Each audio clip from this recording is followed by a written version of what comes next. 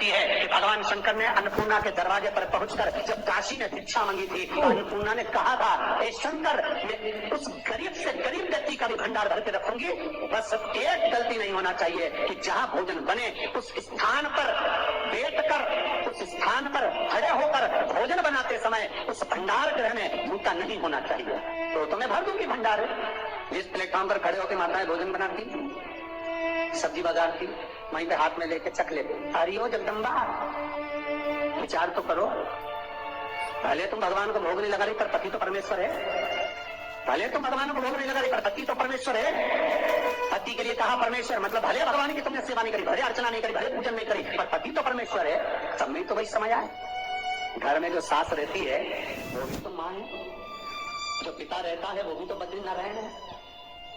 फिर क्यों अगर भी बनाना तो भी तुम्हारे घर में स्वाद नहीं रहेगा।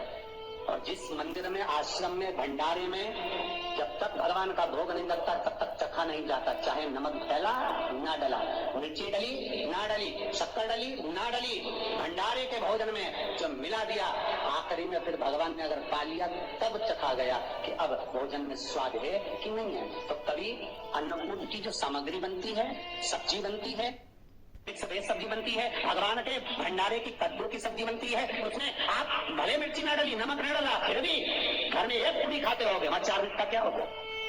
क्यों? क्योंकि वहां अन्नपूर्णा स्वयं देने के लिए तैयार खड़ी है। और हमारे घर में तुम चक चक के बना रही, बेटे को दूध भी दे रही तो बोतल में से 2 बूंद टपका के पहले चक ले रही। बाहर चले जाओ, बाहर चक सकते हो, बाहर जाकर पाओ। फिर बच्चे के लिए दूध में शक्कर मिला लो। चाय बनाते हुए गैस के ऊपर चाय रखी है, वहीं उकल रही, वहीं से चाय की चन्नी से लेके फिर चक्कर में कैसे आए अन्नपूर्णा, ये तो बताओ।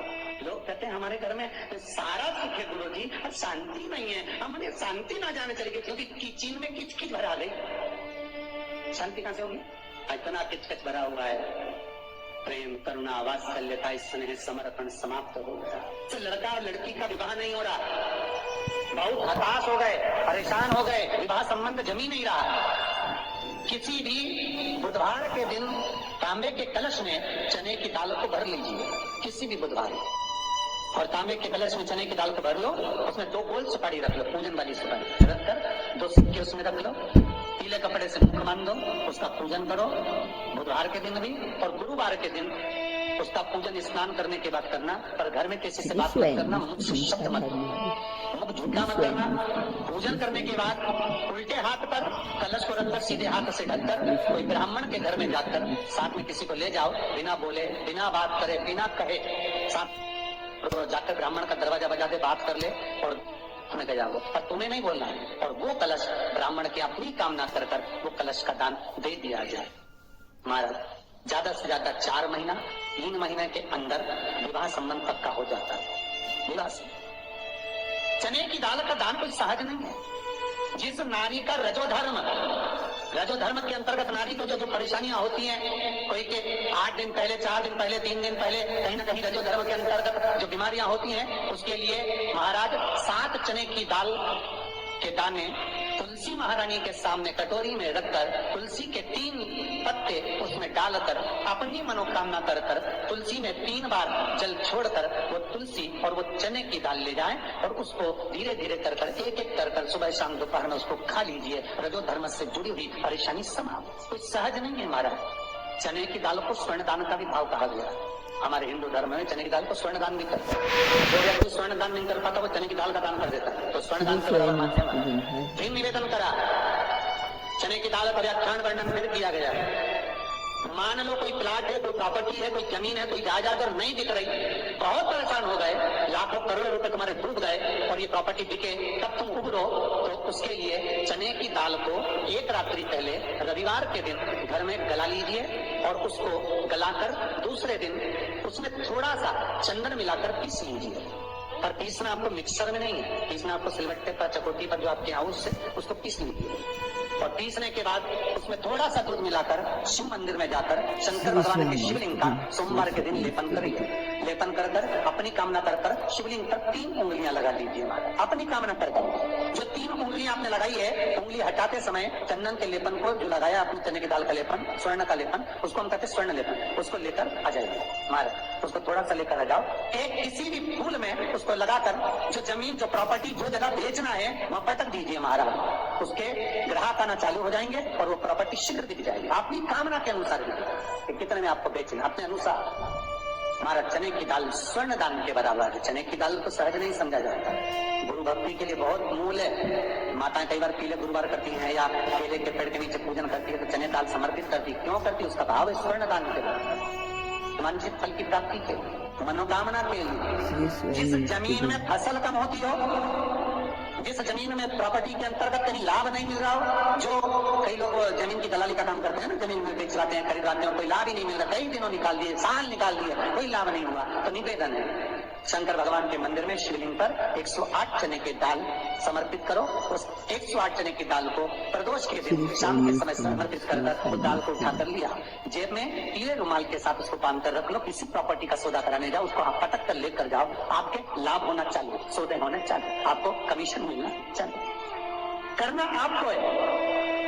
कोई भी चीज जो भगवान को समर्पित हो रही है उसमें कोई चीज में सहजता नहीं हो सकती, विषयता का भाव रहता है, उसके अंदर सुख का भाव है, सुख का अनुभव रहता है महाराज। ये भी जाने दो एक और सरल भाषा में जानो, आपका बहुत तेज सिर दर्द हो रहा हो, बहुत तेज हो रहा हो और लग रहा है कि आज तो बहुत तेज सिर दर्द हो रहा है, ये व्यक्तिगत आप तुरंत कर सकते हो ना, घर पर कभी भी कर सकते हो। बहुत सिर दर्द हो रहा है, 7 चने की दाल के दाने लेना 7, और आपके घर में कोई शंकर जी का शिवलिंग हो, उस पर एक एक कर श्री शिवाय नमस्तुभ्यम कहकर चढ़ा दो।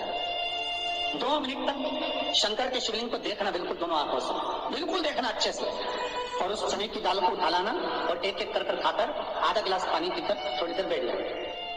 टेबलेट खाने की जरूरत नहीं पड़ेगी, ये पक्का सिर दर्द बंद हो जाएगा, टेबलेट से मुक्ति है।